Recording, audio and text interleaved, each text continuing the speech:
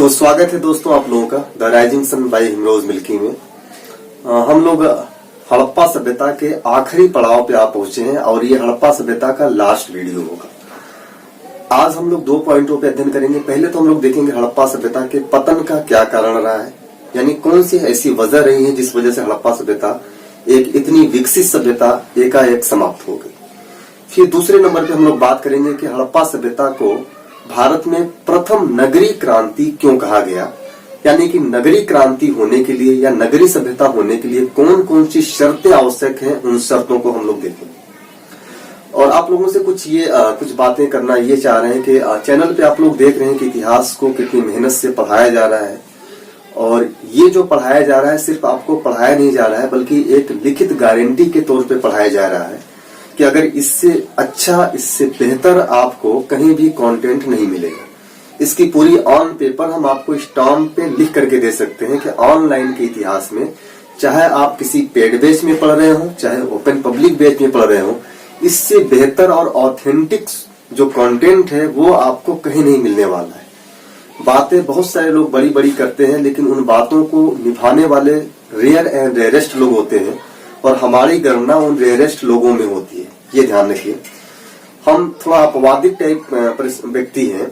जिस भी विषय को हाथ लगाते हैं उस विषय में वहां तक हम आपको लेके जाते हैं जो यूपीएससी के लिए आवश्यक है। और एक चीज ये भी जान लीजिए कि अगर हिमरोज मिल्की किसी विषय को हाथ लगाता है, किसी विषय को पढ़ाना शुरू करता है, तो ऑनलाइन के इतिहास में उस टाइप के कंटेंट आपको कहीं नहीं मिलेंगे, चाहे जिस विषय में हम हाथ लगाते, चाहे वो पॉलिटी हो, चाहे हिस्ट्री हो, या ज्योग्राफी हो, या इकोनॉमिक्स हो, या साइंस हो।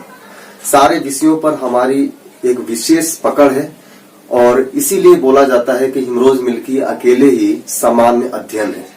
हम बहुत बड़े बड़े टीमों को अकेले मात देने की कैपेसिटी रखते हैं।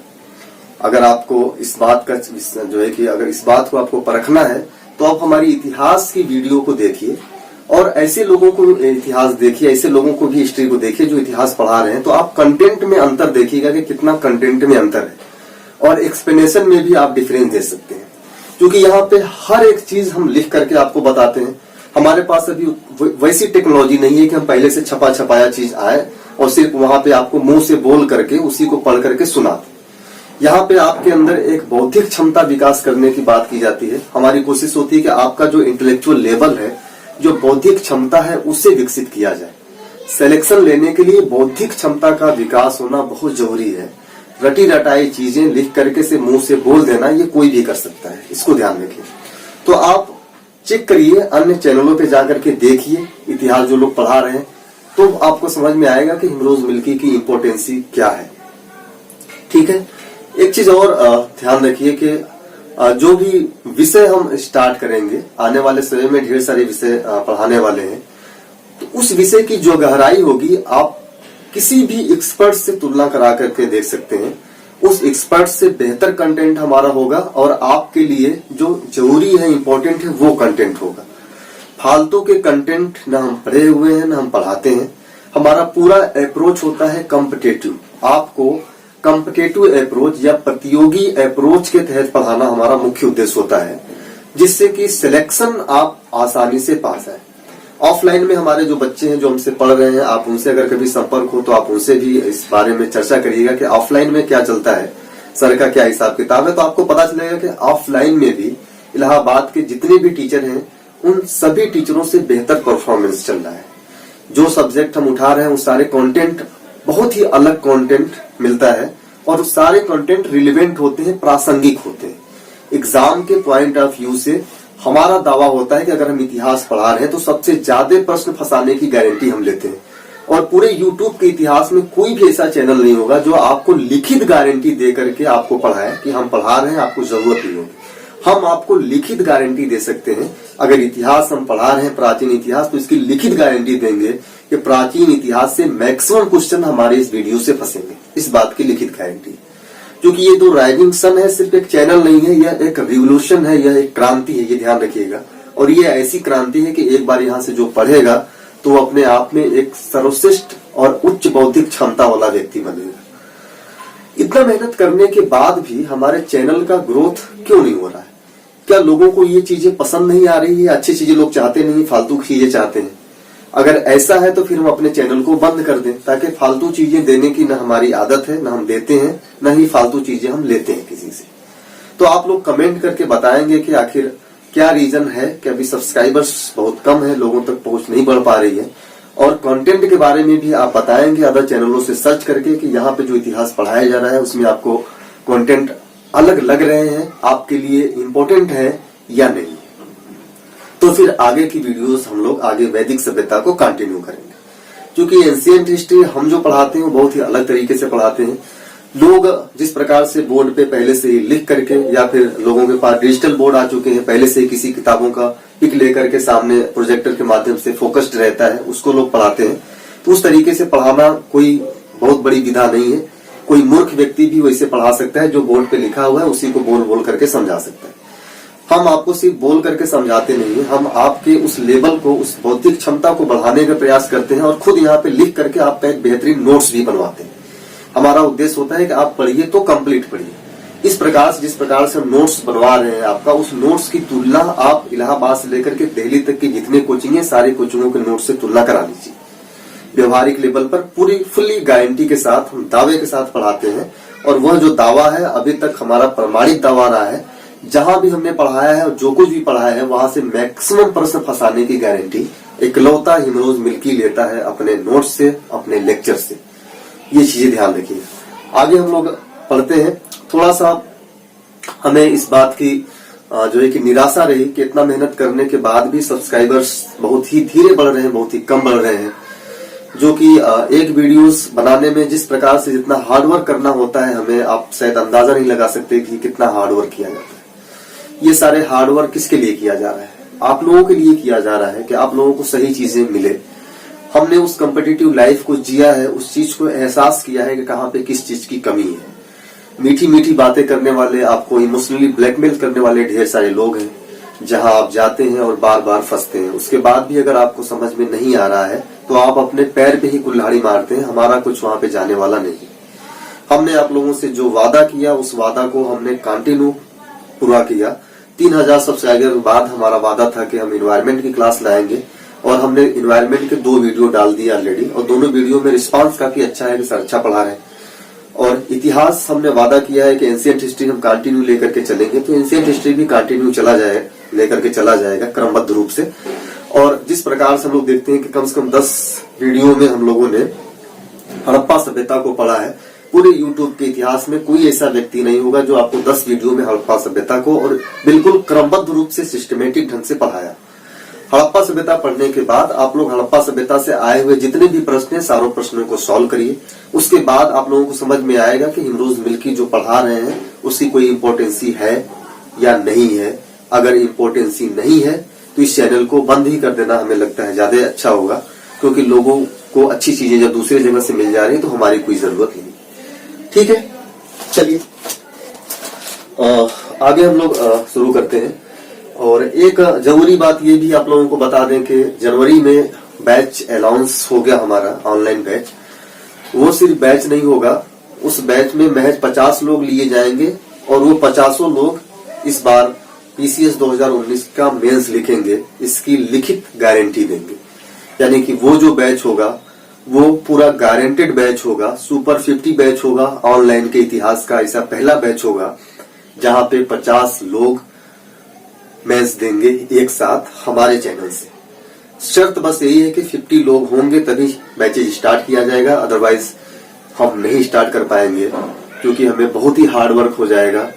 और दूसरी चीज के जिस विषय को हिमरोज मिल्की शुरू करेगा, जिस विषय पे हाथ लगाएगा, उस विषय पर, उस विषय का कोई भी जितना भी बड़ा एक्सपर्ट होगा उस बड़े एक्सपर्ट से बेहतर परफॉर्मेंस होगा और वहां से मैक्सिमम क्वेश्चन फंसने की गारंटी होगी। ये हमारा एक स्पेशल क्वालिटी है जो शायद ही बहुत ही कम लोगों के अंदर होता है, और ईश्वर ने यह क्षमता हमारे अंदर दिया है कि जो भी विषय पे हम हाथ लगाते हैं वो विषय मिस्टर परफेक्टनिस्ट की तरह पूरी तरीके से परफेक्ट होता है। उसके बाद आपको दोबारा किसी भी कोचिंग में, चाहे ऑनलाइन हो ऑफलाइन, उस विषय को पढ़ने की जरूरत नहीं होगी। आप वहां पे परफेक्ट होंगे, इतना परफॉर्म करेंगे जो सिलेक्शन के लिए आपके लिए जरूरी होगा। ठीक है, तो इतनी सी बातें आप लोगों से करनी थी। थोड़ा सा गुस्सा है, नाराजगी भी है, कितना मेहनत करने के बाद भी आखिर क्यों ऐसा हो रहा है, किस वजह से हो रहा है, ये भी हम भी नहीं समझ पा रहे हैं। हमारे बहुत सारे जो दोस्त हैं, मित्र हैं, वो भी बोलते हैं कि इतना अच्छा तुम परफॉर्म कर रहे हो, शायद ही कोई का परफॉर्म कर पा रहा हो। ऑफलाइन में लोग नहीं पढ़ाते हैं, उसके बाद भी सब्सक्राइबर क्यों नहीं बढ़ रहे? क्या बच्चे इतने मूर्ख हो गए हैं कि उन्हें अच्छे और बुरे की पहचान नहीं है, या उन्हें मिट्टी और सोने की पहचान नहीं है कि आखिर क्या चीज उन्हें चाहिए? हमें भी नहीं समझ में आ रहा है कि आखिर क्या रीजन है, ऐसा क्यों हो रहा है। खैर बहरहाल जो भी हो, हम लोग आगे बढ़ते हैं। तो आज हम लोग दो पॉइंटों पे अध्ययन करेंगे। पहला पॉइंट होगा हड़प्पा सभ्यता।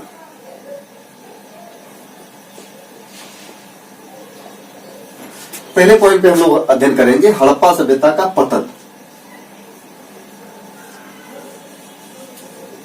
पतन कैसे हुआ, नंबर 1 पॉइंट होगा।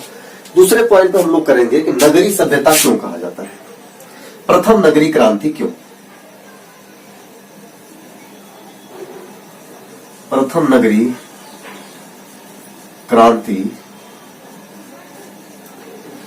क्यों, यानी क्यों इसे प्रथम नगरी क्रांति कहा जाता है। इन दोनों चीजों पे हम लोग डिस्कस करने वाले। तो पहले हम लोग डिस्कशन कर लेते हैं कि हड़प्पा सभ्यता का पतन कैसे हुआ। तो पहला हेडिंग आप लोगों का होगा पतन, हड़प्पा सभ्यता का पतन।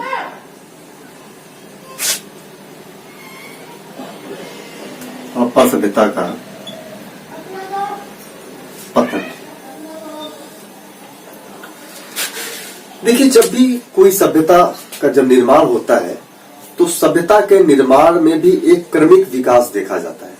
यानी कोई भी सभ्यता एकाएक नहीं बन जाता। उस सभ्यता का जो विकास होता है, विकास में एक लंबा समय लगता है और लंबे समय के बाद एक सभ्यता उच्च स्तर पे पहुंचती है। ठीक वैसे ही किसी सभ्यता का पतन भी एकाएक नहीं होता। नहीं, पतन का कोई एक कारण होता है। यानी कि सभ्यता का पतन नहीं एकाएक होता है और नहीं पतन का कोई एक कारण होता है, बल्कि किसी भी सभ्यता के पतन के लिए कई कारण जिम्मेदार होते हैं। इस वजह से जब हम हड़प्पा सभ्यता के पतन की बात करेंगे तो यहाँ पे अलग अलग जो इतिहासकार हैं उन लोगों ने कई कारण माने हैं। यानी कुछ इतिहासकारों ने माना कि यहाँ पे प्रशासनिक कमजोरी था, कुछ इतिहासकारों ने जलवायु परिवर्तन को माना। ऐसे अलग अलग इतिहासकारों ने हड़प्पा सभ्यता के पतन के अलग अलग कारण बताए, लेकिन किसी भी इतिहासकार के सिर्फ एक मत से सहमत नहीं हुआ जा सकता, क्योंकि किसी सभ्यता का पतन सिर्फ एक कारण से नहीं होता, बल्कि उसके साथ कई कारण जिम्मेदार होते हैं। लेकिन कोई एक ऐसा कारण जरूर होता है जो उस सभ्यता के पतन का मुख्य कारण माना जाता है। इसको ध्यान रखिए, थोड़ा समझने का प्रयास करिए हम क्या समझा रहे हैं। यानी पतन के कोई एक कारण नहीं होगा, लेकिन एक ऐसा कारण होगा जो सबसे ज्यादा प्रभावशाली होगा। यानी पतन के तो कई कारण हो सकते हैं, लेकिन एक कारण ऐसा होगा जो सबसे ज्यादा प्रभावित करता होगा पतन को। इस वजह से सर्वमान्य मत वही होता है कि सबसे ज्यादा किसने प्रभावित किया या किस वजह से सबसे ज्यादा पतन का कारण कौन सा है। और कोई कारण ऐसा होता है जो बहुत ही कम प्रभावित होता है, तो उसे माना जाता है कि यह सर्वाधिक अमान्य मत है, यानी इस आधार पे तो कहा नहीं जा सकता। तो जब हम पतन की बात करेंगे तो हड़प्पा सभ्यता के पतन के कई कारण रहे हैं। कई कारणों में हम लोग देखेंगे। सबसे पहले हम लोग देख लेते हैं हड़प्पा सभ्यता के पतन के कारणों में। तो यहाँ पे हम लोग लिखेंगे कि किसी भी सभ्यता के पतन का कोई एक कारण नहीं होता। आप लोग लिखते जाइए, किसी भी सभ्यता के पतन का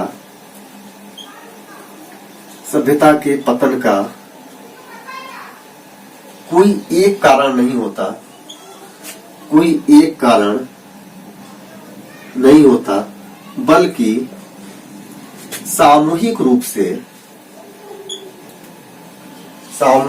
से कई कारण जिम्मेदार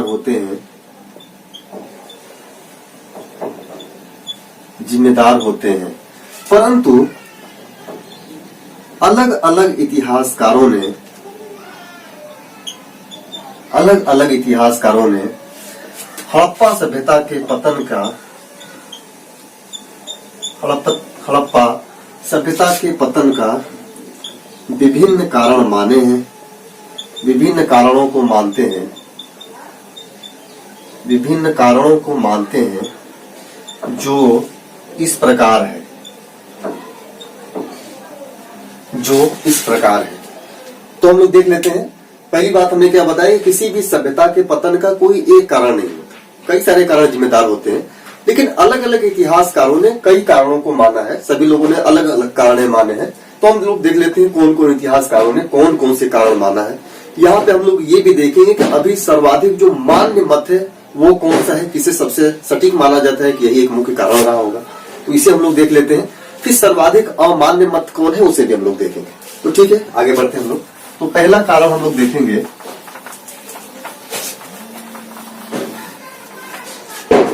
आप लोग हेडिंग डालेंगे नंबर 1। तो पहला कारण हम लोग देखेंगे बाह्य आक्रमण। बाह्य आक्रमण या जिसे बोला जाता है बाहरी आक्रमण। जब बाह्य आक्रमण की बात किया जाए तो ध्यान रखिए, बाह्य आक्रमण को 3 इतिहासकारों ने माना है कि हड़प्पा सभ्यता के पतन का जो कारण था वो बाह्य आक्रमण था, जिसमें सबसे मुख्य इतिहासकार है, उनका नाम है मार्टिमर व्हीलर, उसके बाद गार्डियन चाइल्ड और प्रोफेसर पिगट। इन 3 लोगों ने माना है कि हड़प्पा सभ्यता का जो मुख्य कारण क्या था वो था बाह्य आक्रमण था। हम बताएंगे रीजन क्या था। तो प्रमुख प्रवक्ता जो थे बाह्य आक्रमण के वो थे मार्टिमर व्हीलर और इनका समर्थन किया था, देखिए बाह्य आक्रमण के सबसे प्रमुख जो प्रवक्ता थे वो मार्टिमर व्हीलर थे, लेकिन इनका समर्थन किसने किया था, गार्डियन चाइल्ड और प्रोफेसर पिगट, 2 लोगों ने समर्थन किया। इनका समर्थन किया गार्डियन चाइल्ड और प्रोफेसर पिगट ने। प्रोफेसर पिगट ने समर्थन किया। एक तथ्य और ध्यान रखिए, ये जो प्रोफेसर पिगट साहब थे, इन्होंने ही हड़प्पा और मोहनजोदड़ो को जुड़वा राजधानी बोला था। तो यहीं पे आप लोग लिख लीजिए, नोट में लिख लीजिएगा, नोट करके। प्रोफेसर पिगट ने हड़प्पा और मोहनजोदड़ो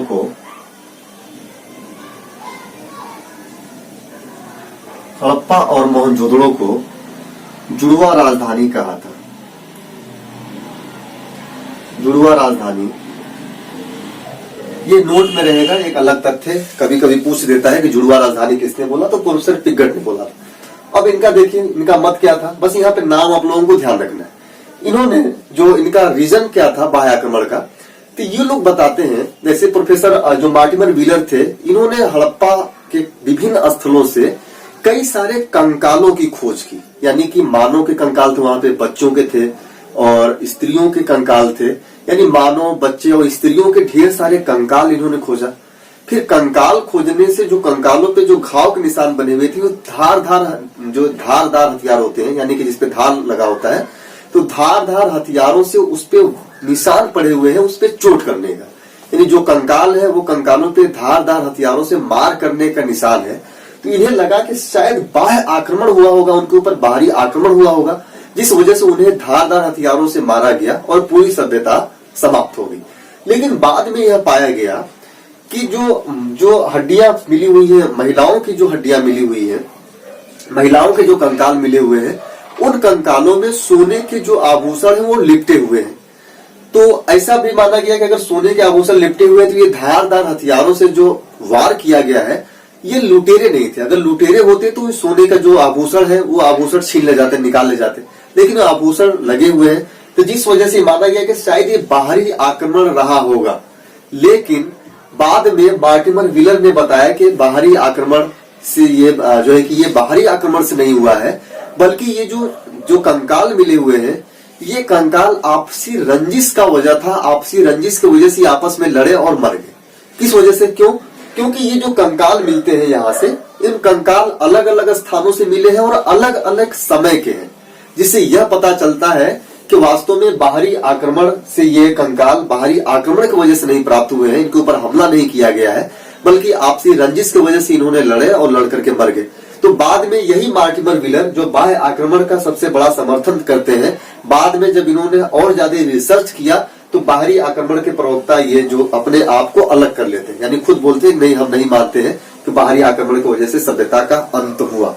ध्यान रखिए, यानी कि यह माना गया कि बाहरी से बाहरी आक्रमण की सभ्यता का अंत हुआ। बाहरी आक्रमण की वजह से हड़प्पा सभ्यता अंत होती है। उसका शुरुआत मार्टिमर व्हीलर ने किया और बाद में खुद मार्टिमर व्हीलर ही यहां से हट जाते हैं कि नहीं, बाहरी आक्रमण की वजह से सभ्यता का अंत नहीं हुआ, क्योंकि उन्होंने माना कि जो कंकाल हम यहाँ से खोजे हुए हैं वो कंकाल अलग अलग समय के हैं और अलग अलग स्थान से प्राप्त हुए हैं। लेकिन फिर भी यह माना जाता है, कुछ लोगों ने यह माना कि यहाँ पे जो बाहरी आक्रमण हुए वो आर्यों के द्वारा किए गए थे, क्योंकि हड़प्पा सभ्यता के बाद आर्य द्वारा वैदिक सभ्यता का निर्माण होता है। तो यह भी माना गया कि आर्यों का टाइम अलग होता है और इनका टाइम पीरियड अलग है। तो यह माना गया कि यह जो आर्य आक्रमण की बात की जाती है वह भी पूरी तरीके से प्रमाणित नहीं है, लेकिन शुरुआती चरणों में कुछ परसेंटेज इस पे माना जाता है कि शायद आर्य आक्रमण से सभ्यता का अंत हुआ है। ठीक, इसको लिख लीजिए आप लोग। कैसे लिखेंगे, इसी में लिखना है।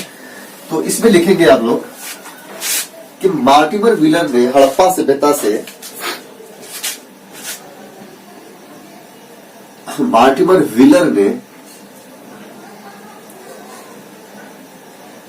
हड़प्पा सभ्यता के विभिन्न स्थलों से 42 कंकाल प्राप्त किए। 42 कंकाल प्राप्त किए जिस पर धारदार हथियारों से आक्रमण किया गया है। इस आधार पर बाह्य आक्रमण को हड़प्पा सभ्यता के पतन का कारण माना गया। हड़प्पा सभ्यता के पतन का कारण माना गया। रीजन हमने बता दिया। तो यहाँ पे आपको बस इतना ही जानना है कि बाह्य आक्रमण को हड़प्पा सभ्यता के पतन का कारण माना गया, लेकिन बाद में यह जो मत था वो खंडित हो जाता है। कैसे? क्योंकि जो कंकाल प्राप्त हुए वो कंकाल अलग अलग स्थानों से मिले और अलग अलग टाइम पीरियड के मिले। दूसरी चीज यह माना गया कि जो अलग अलग टाइम पीरियड से मिले, अलग अलग स्थानों से मिले हैं, और उसके बाद इन कंकालों में महिला के जो कंकाल है वहां पे सोने के आभूषण लिपटे हुए हैं। तो जिससे यह माना गया कि आपसी रंजिश की वजह से इन्होंने लड़ा और आपसी रंजिश के कारण ही ये कंकाल अलग अलग स्थानों पे प्राप्त होते। तो माना गया कि यह जो मत था यह मत किस आधार पर खंडित हो जाता है कि यह अलग अलग कंकाल अलग अलग समय मिलते हैं। महिलाओं के जो कंकाल है वहां पे सोने के आभूषण जो है कि लिपटे हुए हैं महिला कंकालों से।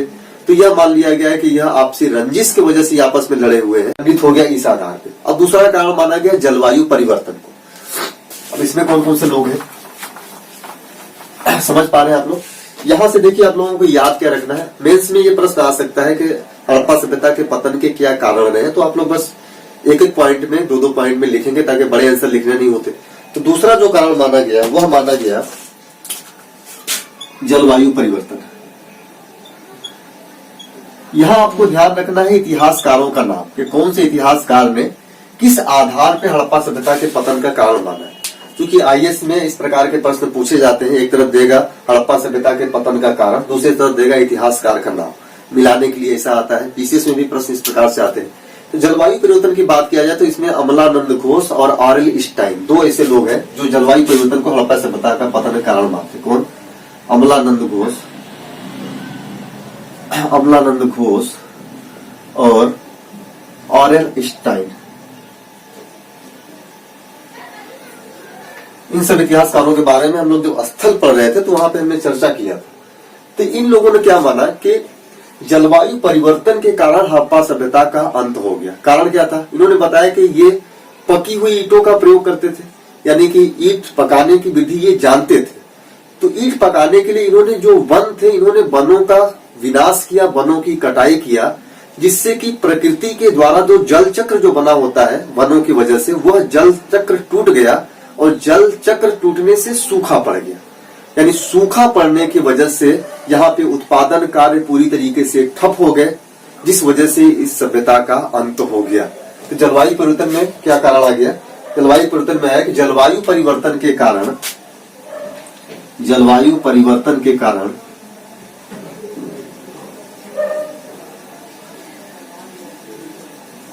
जल चक्र टूटा, जल चक्र टूट गया, जिससे सूखा पड़ा और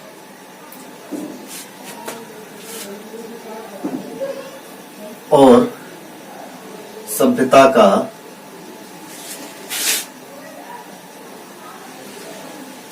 पतन हो गया।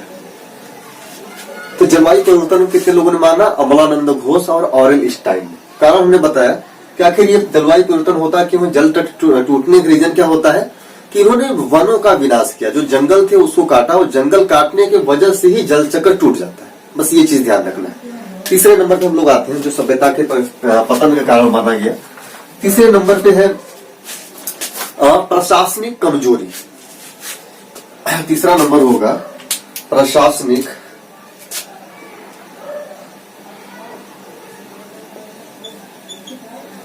कमजोरी। अब प्रशासनिक कमजोरी की हम लोग बात करें, इसमें प्रोफेसर राइल्स एक इतिहासकार हैं जिन्होंने माना कि प्रशासनिक कमजोरी की वजह से यह सभ्यता अंत हो गया। कैसे? पहले आप लोग यहां पे लिखिए तो हम समझा रहे हैं प्रशासनिक रीजन क्या हो। इसके प्रवक्ता थे प्रोफेसर राइल्स।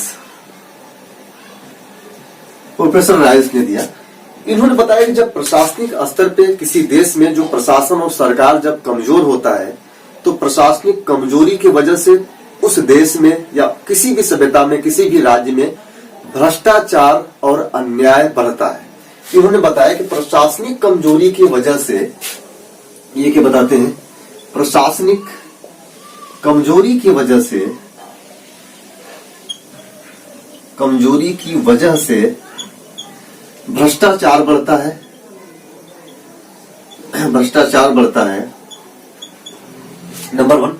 जब भ्रष्टाचार बढ़ेगा तो भ्रष्टाचार बढ़ने से अन्याय भी बढ़ेगा। भ्रष्टाचार बढ़ता है, अन्याय बढ़ता है। टैक्स प्रणाली जो चल रही थी, कर प्रणाली, यानी कर प्रणाली समाप्त हो जाएगी, जिससे कि प्रशासन चलता है। कर प्रणाली समाप्त होगा। इस प्रकार भ्रष्टाचार, अन्याय, कर प्रणाली समाप्त होने से पूरे समाज में क्या होगा? मत्स्य न्याय फैल जाएगा। पूरे समाज में क्या होगा? मत्स्य न्याय फैल जाएगा, जिससे सभ्यता का अंत हो जाएगा। इसे एक बार अच्छे से समझिए। प्रशासनिक स्तर पे जब हम लोग देखते हैं कि जब किसी भी साम्राज्य में जब प्रशासनिक लेवल पर शिथिलता होती है तो प्रशासन जब कमजोर होता है तो वहां पे भ्रष्टाचार फैलता है। भ्रष्टाचार, करप्शन अपने जोरों पे पहुंच जाता है। जब करप्शन पहुंचता है तो करप्शन के साथ साथ अन्याय भी ऑटोमेटिक बढ़ जाता है। अन्याय बढ़ने की वजह से जो टैक्स प्रणाली चल रही थी, जो प्रशासन टैक्स लेकर के पूरे प्रशासनिक व्यवस्था को संचालित कर रहा था, वह कर प्रणाली भी समाप्त हो जाती है। जब कर प्रणाली समाप्त होगा तो जो व्यापार चल रहे थे किसी भी देश में, किसी समाज में, वह व्यापार भी समाप्त हो जाएगा। और इस प्रकार की जितनी घटनाएं घटेंगी वह समाज में मत्स्य न्याय को जन्म देंगी।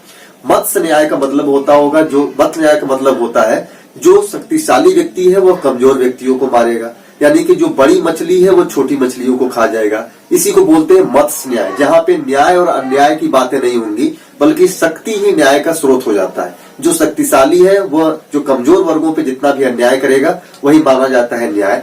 और ऐसी समाज बहुत लंबे समय तक जीवित नहीं रह सकती जहां पे मत्स्य न्याय व्याप्त हो। इसलिए माना गया कि मत्स्य न्याय आने से ही हड़प्पा सभ्यता क्या हो गया? पूरी तरीके से समाप्त हो गया, पतन हो गया। क्लियर है? आप लोग समझ पा रहे हैं इसे? चलिए आगे बढ़ते हैं। अब अगले कारण पे देखते हैं। अगला कौन सा कारण है जो हड़प्पा सभ्यता? तो अगला कारण माना गया महामारी को। काफी इंपॉर्टेंट कारण है, इसमें भी इसे भी माना जाता है। तो अगला कौन सा नंबर होगा? 3 हो गया है। चौथा नंबर महामारी। अगर महामारी की बात किया जाए तो महामारी कारण की बात एक अमेरिकी इतिहासकार थे जिनका नाम था KUR कैनेडी। इन्होंने महामारी को हड़प्पा सभ्यता के पतन का कारण माना है और इन्होंने कुछ साक्ष्य भी दिए हैं, वो साक्ष्य की भी हम लोग बात कर लेंगे। तो इसके जो प्रमुख प्रवक्ता थे KUR कैनेडी, ये जो है USA के इतिहासकार थे। इन्होंने महामारी को बताया कि महामारी की वजह से सभ्यता का अंत होता है और इसके लिए इन्होंने बताया कि मोहनजोदड़ो से मलेरिया का साक्ष्य प्राप्त होता है। इसको भी ध्यान रखिएगा, मोहनजोदड़ो से मलेरिया का साक्ष्य मिलता है। मोहनजोदड़ो से मिला कि मलेरिया, हमें पता है कि मलेरिया पहले प्राचीन काल में या कुछ सालों पहले, अगर 30-40 साल पहले जाएंगे तो उस समय भी मलेरिया को एक महामारी का रूप के तौर पे जाना जाता था। और ये जो मलेरिया है उस समय कई देशों को प्रभावित किया था। यानी कि जब मलेरिया की बात करें तो पिछले सालों में, बस पिछले 50-60 साल पीछे जाएंगे तो हम लोग देखेंगे मलेरिया की वजह से कई सारे देशों में बड़ी बड़ी मौतें हुई हैं, काफी लोग मरे। भारत में भी एक समय ऐसा था जब मलेरिया का प्रकोप था, बहुत तेजी से मलेरिया फैला और काफी लोगों ने मलेरिया से अपनी जान गंवाई। इसी वजह से महामारी को कैनेडी ने बोला कि मोहनजोदड़ो में मलेरिया का साक्ष्य मिला है, जिस वजह से ढेर सारे लोग प्रभावित हुए और मर गए। इसके अलावा इन्होंने बताया, एक महामारी को और चर्चा किया, इन्होंने बताया कि कालीबंगा से लकवाग्रस्त बालक का साक्ष्य मिलता है। कहां से? कालीबंगा से। कालीबंगा से लकवाग्रस्त बालक का साक्ष्य मिलता है। इस आधार पे कैनेडी साहब ने बताया कि हड़प्पा सभ्यता का अंत किस वजह से हुआ? महामारी से हुआ। अब हम लोग आते हैं भौतिक एवं रासायनिक परिवर्तन। अगला जो पॉइंट होगा 5वां नंबर पे, कुछ इतिहासकारों ने बताया है कि भौतिक एवं रासायनिक परिवर्तन के कारण, 5वां होगा भौतिक एवं रासायनिक परिवर्तन।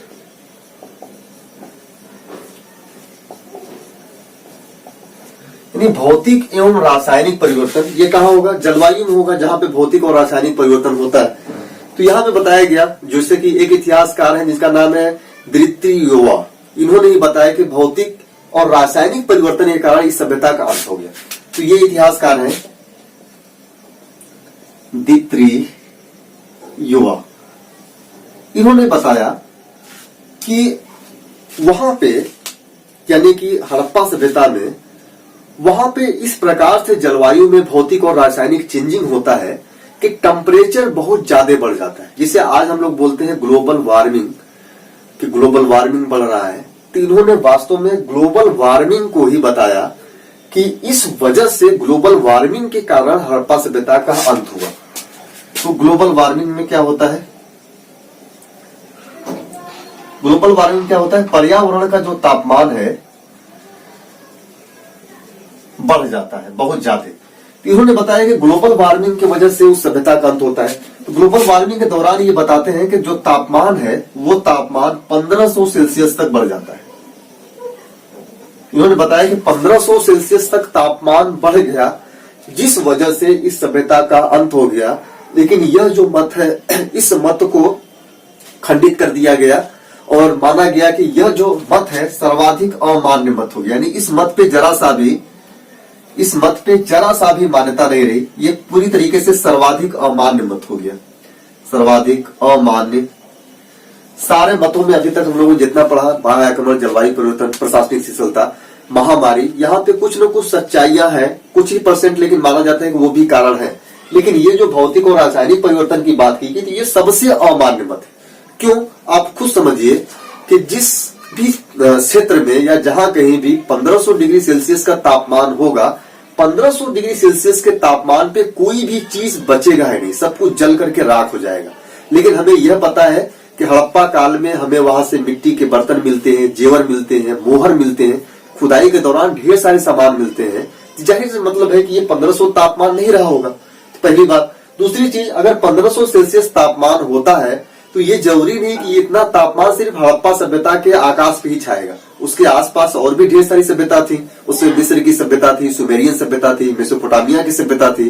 तो क्या वहां पे ये तापमान का असर नहीं हुआ? सिर्फ हड़प्पा सभ्यता के आसमान पे ही 1500 डिग्री सेल्सियस तापमान रहा। इस आधार पे मान लिया गया कि यह मत पूरी तरीके से क्या हो गया? अमान्य हो गया। राइट। अब हम लोग आगे बढ़ते हैं, नदी मार्ग में परिवर्तन। अगला जो मत है उससे माना गया कि नदियों ने मार्ग का परिवर्तन कर लिया, तो परिवर्तन होने की वजह से ही हड़प्पा सभ्यता का अंत हुआ। तो ये होगा 6वां नंबर पे, नदी मार्ग में परिवर्तन। अगर इसके प्रवक्ता की बात करें तो इसमें जो है कि G.F. डेल्स और D.R. साहनी, दो इतिहासकार हैं। साहनी साहब भारत के हैं और डेल्स साहब यूएसए के। तो इसमें एक इतिहासकार है G.F. डेल्स, जिनका नाम है G.F. डेल्स, ये यूएसए के हैं।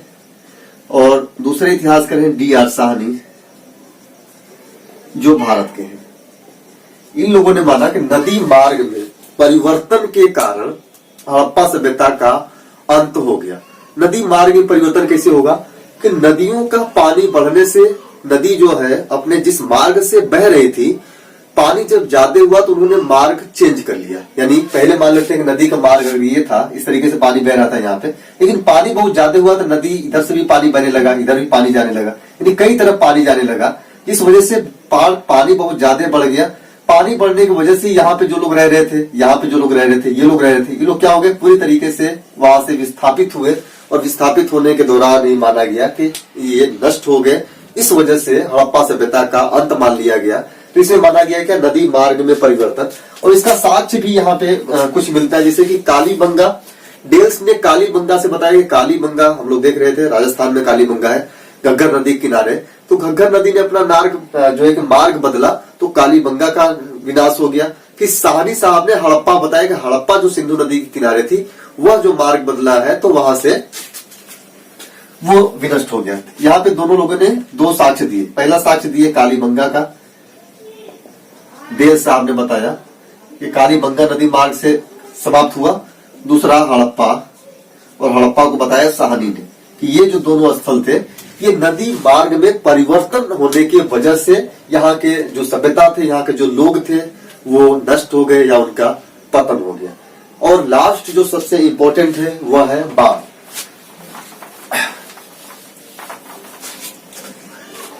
आखिरी है, कौन सा नंबर होगा, 7वां नंबर, बाढ़। बाढ़ की बात की गई कि बाढ़ की वजह से भी इस सभ्यता का अंत हुआ। इसके जो प्रवर्तक हैं, मार्शल हैं, मैके हैं और S.R. राव, 3 लोग हैं, जॉन मार्शल, मैके और S.R. अर्नेस्ट मैके, इनका पूरा नाम लिख लीजिए आप लोग, अर्नेस्ट मैके।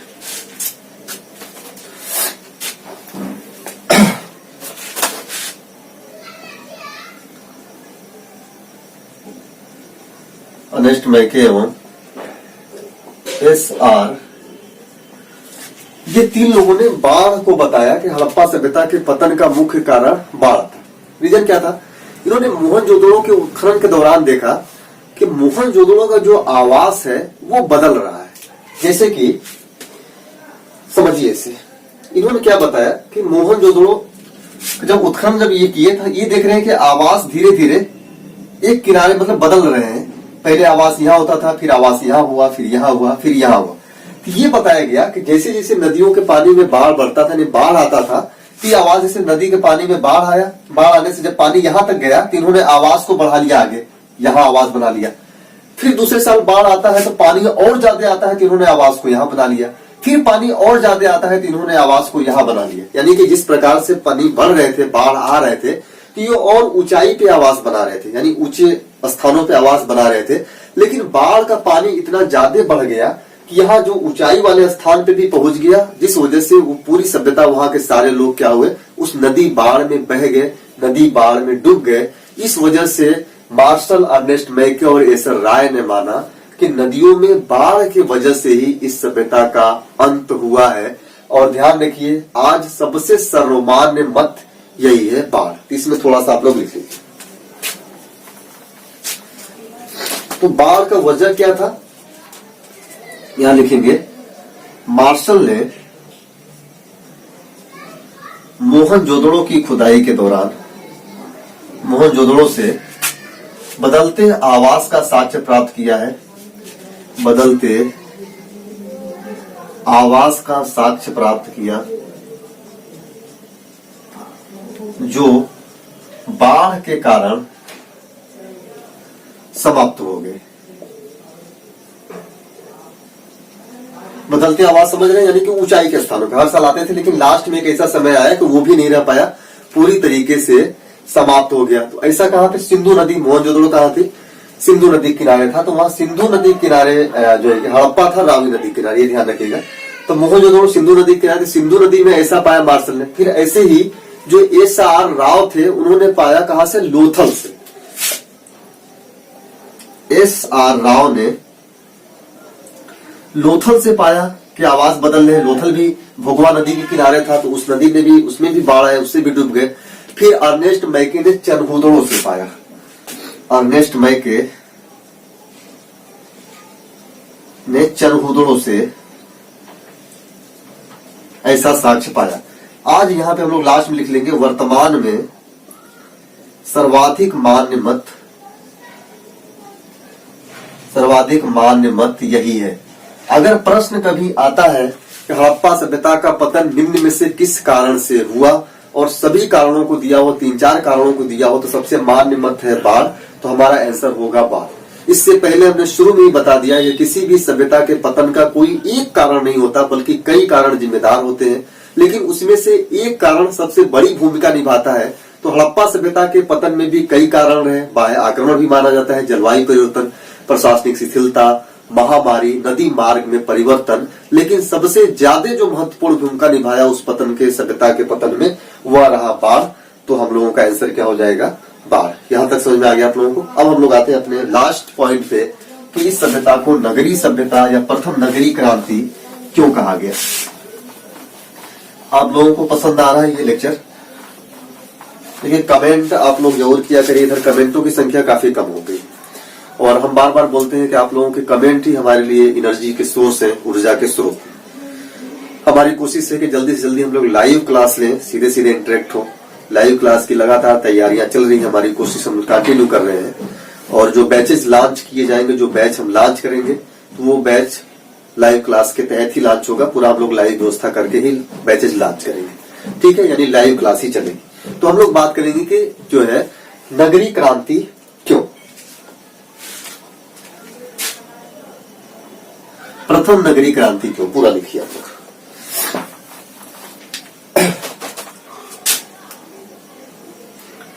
प्रथम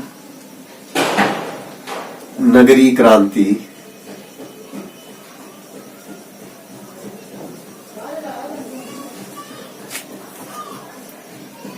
क्या क्या शर्तें हो सकती हैं। किसी भी सभ्यता को नगरी सभ्यता कहने के लिए कुछ शर्तों की आवश्यकता होती है। तो पहली शर्त हम लोग देखेंगे। पहला जो शर्त होगा किसी सभ्यता को नगरी कहने के लिए कि वहां पे व्यापार एवं व्यवसाय होना चाहिए। व्यापार एवं व्यवसाय। जब हम हड़प्पा सभ्यता की बात करते हैं तो यहाँ पे ढेर सारे व्यापार एवं व्यवसाय थे, यानी काफी उद्योग थे यहाँ पे। जैसे कि सबसे इनका फेमस उद्योग क्या था, आप लोगों को याद है? जब हम आर्थिक स्थिति पढ़ रहे थे तो वहां पे उद्योगों की बात कर रहे थे। इनका कपड़ा उद्योग फेमस था, कपड़ा उद्योग, ईट निर्माण उद्योग, मनका उद्योग, मृदभांड उद्योग। इस सभ्यता की जो पहली शर्त है, यानी नगरी सभ्यता होने की जो पहली शर्त क्या है, वहां पे व्यापार एवं व्यवसाय हो। और हम लोग देख रहे हैं कि हड़प्पा सभ्यता में ढेर सारे व्यवसाय हैं। इनके व्यापार भी देशों विदेशों से होते थे। हमें इसका भी साक्ष्य मिलता है कि ये व्यापार करते थे। कई सारी मोहरें मिली हैं, यानी व्यापारिक साक्ष्य भी यहाँ से मिलता है कि स्थल से भी व्यापार करते थे और जल से भी व्यापार करते थे। औद्योगिक साक्ष्य भी यहाँ पे ढेर सारे उद्योगों के साक्ष्य हम लोगों के मिलते हैं। तो नगरी सभ्यता होने का पहला शर्त क्या है कि उस सभ्यता में व्यापार एवं व्यवसाय होने चाहिए। और इसके लिए व्यापार एवं व्यवसाय होगा तो इनके नाप तोल की इकाई भी होनी चाहिए। तो नाप तोल की इकाई की बात किया जाए तो हमने बताया था कि ये बाटों का प्रचलन था, बाट यहाँ पे थे। नाप के लिए स्केल भी था, यानी नाप तोल की इकाई भी यहाँ पे पाई जाती। अब हम लोग आते हैं दूसरा शर्त। दूसरा शर्त क्या है? दूसरा शर्त है पेशेवर वर्ग होने चाहिए। यहाँ पे पेशेवर वर्ग होने चाहिए। जब हड़प्पा सभ्यता में आते हैं तो हम देखते हैं कि कई सारे पेशेवर वर्गों के साक्ष्य प्राप्त होते हैं। जैसे कि पेशेवर वर्गों के लिए श्रमिक आवास। हम लोग पढ़ रहे तो श्रमिक आवास, मैंने बताया था कि किलों के सामने श्रमिक आवास बने होते थे। ये छोटे छोटे आवास होते थे जो श्रमिकों के लिए थे। तो एक पेशा कौन थे? श्रमिक कार्य करने वाले पेशे वर्ग लोग थे। उसके बाद विशाल भवन की भी साक्ष्य मिलता है, जहां पे कई सारे बड़े भवन मिलते हैं जिसमें कुछ प्रशासनिक वर्ग के लोग रहते थे। तो विशाल भवन के भी साक्ष्य यहाँ पे मिलते हैं जो यह तय करते हैं कि यहाँ पे कुछ पेशे वर्ग लोग रहते थे। यानी दूसरी जो शर्तें हैं नगरीय सभ्यता होने के लिए, वह भी हड़प्पा सभ्यता से पूरा होता है पेशे वर्ग के रूप में। तीसरा जो शर्त है किसी भी सभ्यता को नगरीय होने के लिए, वह शर्त है यहाँ पे टैक्स प्रणाली हो, कर व्यवस्था होनी चाहिए, अच्छी कर व्यवस्था। और कर व्यवस्था का साक्ष्य हमें यहां से मिलता है हड़प्पा सभ्यता से अन्नागार के रूप में। हम लोग देख रहे थे कि वहां पे ग्रेनियर था, अन्नागार था, और अन्नागार में इतने अन्न टैक्स के रूप में आते थे कि बड़े अन्नागार बनाए जाते थे, उसमें रखा जाता था। यानी कि टैक्स के रूप में वसूला गया अनाज कहाँ रखा जाता था? अन्नागार। यानी अन्नागार इस बात का प्रमाण है कि वहां पे अच्छी कर प्रणाली थी, अच्छी टैक्स व्यवस्था थी, इस वजह से वहां पे अन्नागार के साक्ष्य पाए गए। अन्नागार का साक्ष्य हमें मोहनजोदड़ो से भी मिलता है, अन्नागार का साक्ष्य हमें हड़प्पा से भी मिलता है, जो इस बात का प्रमाण है कि उस सभ्यता में जो टैक्स प्रणाली थी बहुत ही अच्छी टैक्स व्यवस्था पाई गई। इज दैट क्लियर यहाँ तक? अब हम लोग आते हैं अगले शर्तों के ऊपर। अगला शर्त होगा कि यदि कोई नगरीय सभ्यता होना है, नगरीय सभ्यता के लिए जो अगली शर्त होगी वह होगा वर्ग विभाजन। यानी कि उस समाज में अलग अलग वर्ग के लोग हो। तो चौथा शर्त क्या होगा? वर्ग विभाजन। चौथा शर्त होगा वर्ग विभाजन। जब हम हड़प्पा सभ्यता में जाते हैं तो यहाँ पे जब हम लोग सामाजिक स्थिति को पढ़ रहे थे तो हमने वहां पे बताया था कि सामाजिक स्थिति में हड़प्पा सभ्यता में कई सारे वर्ग प्राप्त होते हैं। जैसे कि यहाँ पे एक ऐसा वर्ग मिलता है जो बौद्धिक श्रम के द्वारा अपना जीवन यापन करता है, जिसे बोला गया बौद्धिक वर्ग। दूसरा वर्ग होता है योद्धा वर्ग, योद्धा वर्ग की प्राप्ति होती है। तीसरा उत्पादक वर्ग की भी प्राप्ति होती है, उत्पादक वर्ग। यानी हम लोग क्या देख रहे हैं, यहाँ पे समाज कई वर्गों में बटा हुआ था। यानी समाज में वर्ग विभाजन पाया जाता है, अलग अलग लोग अलग अलग वर्गों से जुड़े हुए हैं, अलग अलग कार्य कर रहे हैं। जो नगरीय सभ्यता होने के लिए ये जो शर्त है, यह हड़प्पा सभ्यता पूरी तरीके से पूरा कर रहा है। हड़प्पा सभ्यता में भी कई सारे वर्ग प्राप्त होते हैं। और चौथा, पांचवा और आखिरी जो शर्त है वह है जनसंख्या का माइग्रेशन या पारगमन। नगरीय सभ्यता होने के लिए जनसंख्या का पारगमन होना भी कंपलसरी माना जाता है। तो पांचवा नंबर हो जाएगा जनसंख्या का पारगमन या माइग्रेशन। अब माइग्रेशन का साक्ष्य क्या मिलता है? जब हम जनसंख्या के पारगमन का मतलब होता है कि जनसंख्या एक स्थान से दूसरे स्थान पे जाए, ये होता है माइग्रेशन का मतलब। और हमें हड़प्पा सभ्यता के कई स्थानों से विदेशियों का भी दफनाए जाने का साक्ष्य प्राप्त होता है। यानी कि यह लगता है कि हड़प्पा सभ्यता के कुछ लोग, यानी कुछ दूसरे विदेशी हड़प्पा सभ्यता में आए, फिर हड़प्पा सभ्यता के लोग भी दूसरी जगहों पे गए। यानी विदेशों में अगर हम जाए तो हमें पता है मिस्र की सभ्यता या मेसोपोटामिया के सभ्यता से वहां के जो कब्र खोदे गए तो वहां से हड़प्पा सभ्यता के लोगों के अवशेष पाए गए। तो यह पता चला कि हड़प्पा सभ्यता के लोग व्यापार करने के उद्देश्य से या फिर जो है कि व्यवसाय करने के उद्देश्य से दूसरे सभ्यताओं में गए। दूसरे सभ्यताओं के लोग भी व्यापार और व्यवसाय के उद्देश्य से हमारी हड़प्पा सभ्यता में आए। यानी जनसंख्या का पारगमन बना रहा। तो ये जो पांचवा शर्त है इस शर्त को भी पूरा करता है। और इसका क्या जो है कि इसको अगर लिखेंगे तो यहाँ पे हम लोग लिखेंगे कि इस सभ्यता से विदेशियों के दफनाए जाने का साक्ष्य भी मिलता है। दफनाए जाने का साक्ष्य प्राप्त होता है, जिससे यह पता चलता है कि दूसरे देश के लोग हमारे इस जो है कि हड़प्पा सभ्यता में आए। यानी ये जो पांचों शर्तें हैं जो किसी भी नगरीय सभ्यता होने के लिए आवश्यक है, तो ये पांचों शर्तें हड़प्पा सभ्यता पूरा करता है। और इन पांचों शर्तों को पूरा करने वाला भारत का ये पहला सभ्यता था, इसलिए इसे भारत में प्रथम नगरीय क्रांति कहा जाता है। नीचे आप लोग लिखेंगे कि नगरीय सभ्यता होने के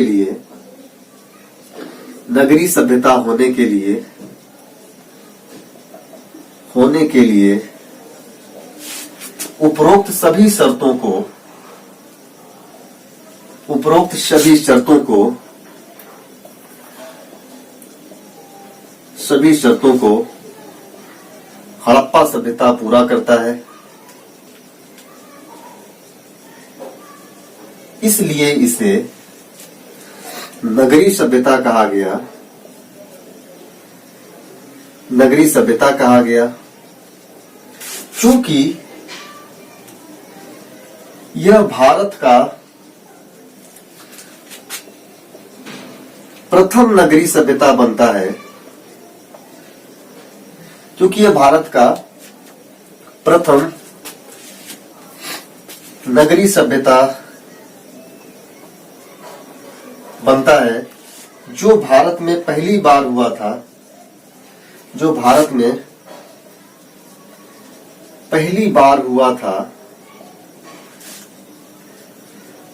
इसलिए इसे प्रथम नगरी क्रांति कहा जाता है। प्रथम नगरी क्रांति कहा जाता है।